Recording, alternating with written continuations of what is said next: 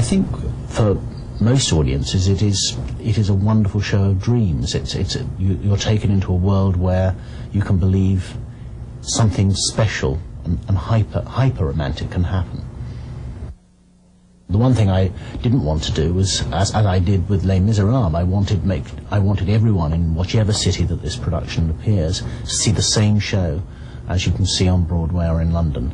And otherwise there would be no point. It would just be an exploitation of the success, whereas we want everyone to have a fabulous evening, and I believe that that's why the show has run so long, because everywhere in the world the same standard of production has been kept.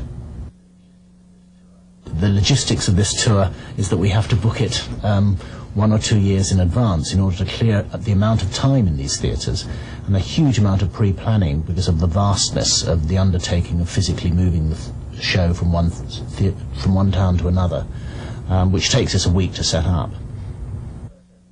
When I first opened my office in America, which was to produce Les Miserables in America, and I then made the decision that I would only tour Les Miserables in its full Broadway form, I found then that wherever we played that show, it had an extraordinary success across America and proved that audiences wanted to see the same quality as we had, and it was as on Broadway, and it was worth actually spending the money and the time and the effort to have that.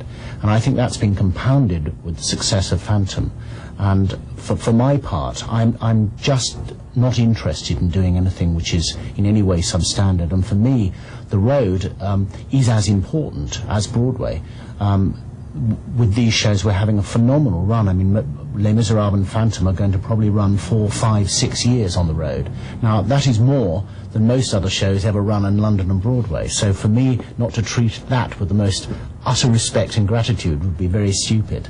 And I believe that that is where the future of the theatre is, because we bring new people, new audiences to fall in love with the theatre in proper scale in the country, and then hopefully in the next century they'll still come to Broadway.